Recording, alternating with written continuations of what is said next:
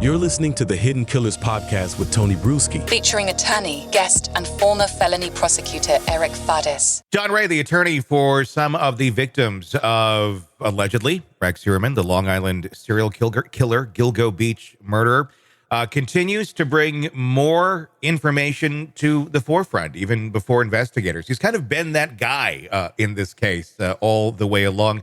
More recently, we've been learning about the story of some survivors, allegedly, of Rex Heuermann, a woman named Taylor, who was a bottle girl back in 2010, claiming that she went to a home where Heuermann was a guest and eventually had to threaten with a taser to escape out of that situation.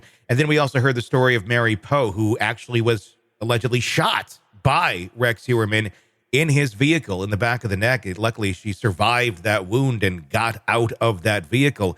But chilling accounts from two women who very clearly say that was Rex Heuermann. And let's be honest, Rex Heuermann is not a guy that you really would confuse with many other people. So either it's, I don't know, an aged Hulk that's been in the vehicle, or I don't know. I mean, or Shrek came in.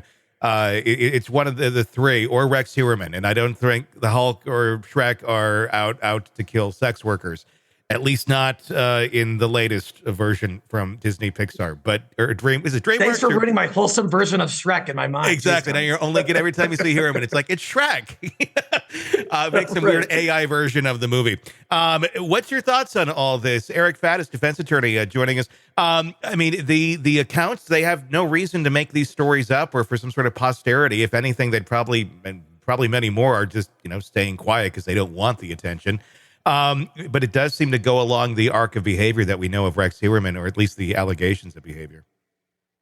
If these accounts are true from these alleged surviving victims, they could have been murder cases themselves. And that's what's so eerie about hearing from them. And I think it's going to be pivotal for the prosecution's case, which just keeps building, by the way, that they just keep tacking on DNA evidence here, surviving victim evidence here. And what the prosecution's going to do is they're going to sort of cross-reference all of these surviving victims' accounts. And they're going to compare those with all the evidence they have in the folks who didn't make it, the victims who didn't survive. And they're going to draw parallels. They're going to show overlap. And they're going to tie all of this together in a pattern of behavior for Rex Heuermann over the course of years that they think will lead to the convictions in these murder cases.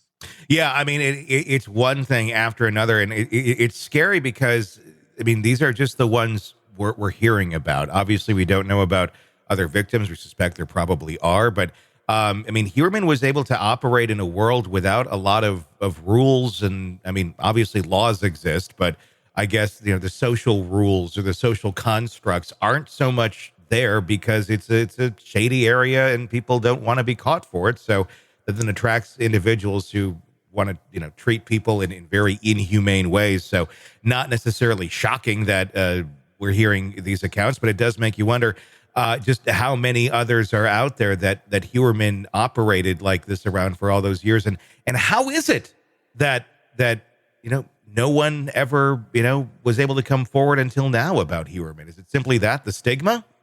Yeah, I think in these predators, they target these vulnerable communities and communities of folks they know are averse to law enforcement, who are not typically going to report crimes because they themselves believe they're engaging in unlawful activity. So it makes them kind of easy targets, not in a sense that anyone would condone, of course, but just in a realistic sense. And on top of that, Rex Heuermann had resources. He's one of these predators who was able to kind of try to cover his tracks. He was more sophisticated. He had these burner phones. And so I think that he's sort of been able to evade accountability for, a long time, but it appears that everything is starting to mount against him now.